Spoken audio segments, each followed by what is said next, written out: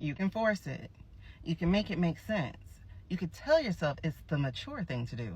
But if Spirit told you to leave and you stay anyway, you're going to pay for it somewhere. The cost isn't always loud or dramatic. Sometimes it's subtle. Sometimes it looks like being responsible. But the longer you stay in a space you've outgrown, the more you'll start leaking energy, clarity, and even your health. So let's talk about the hidden costs of forcing alignment where there is none. First of all, how beautiful is the sunset? It's so gorgeous. All right, so let's do a check-in. Are you doing all the right things, but constantly feeling off? Do you feel like you're shrinking to stay in a role, job, or even relationship? Are you sticking around out of fear, guilt, or obligation and calling it loyalty?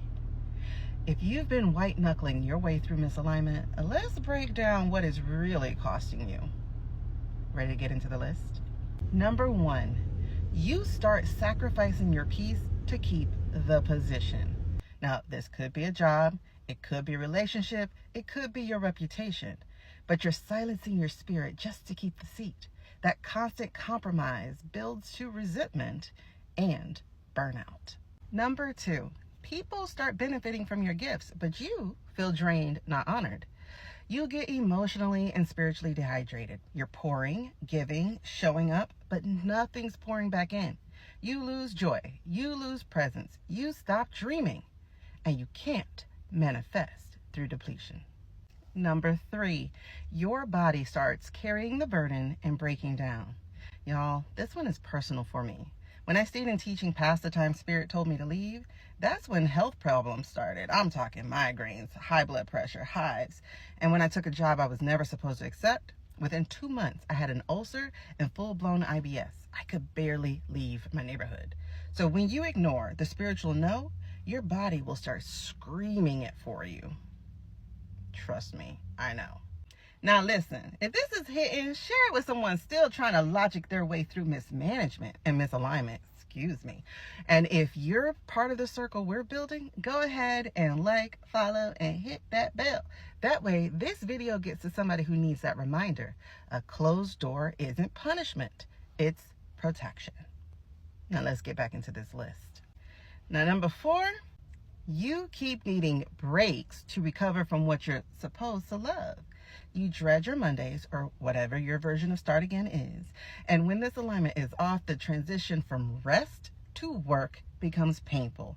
You don't feel refreshed. You feel trapped. And you go through your day resistant. Your weekends become recovery missions, not rest. And your joy, honey, that's on back order. You spend your weekends in recovery, not joy. And your soul's already fatigued because it knows it's not supposed to be there. Sounds familiar? Now, before we jump into number 5, y'all go ahead and comment below which one's been hitting so far. Oh, like my earring that just fell. And we're back. So number 5, be it work or relationship, it never gives you enough. Not enough time, not enough energy, not enough pay, not enough acknowledgement, not enough fulfillment. You're constantly trying to make it feel like enough, but not enough you though. And worse, you start thinking you're the problem, that you're ungrateful, inconsistent, lazy, when really you're exhausted from trying to make it make sense because you end up doing the emotional labor of trying to turn this misaligned space into something it can never be, that it was never meant to be. And that effort, that starts stealing your softness and your joy.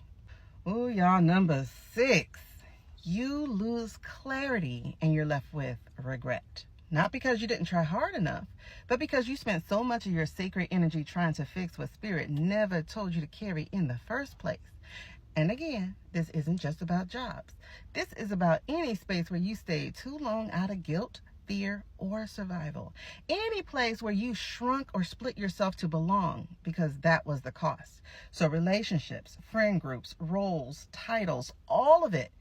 And at first you doubt the misalignment, then you doubt yourself, and eventually you've gotten so far away from your own voice that you don't even trust your inner yes or no anymore.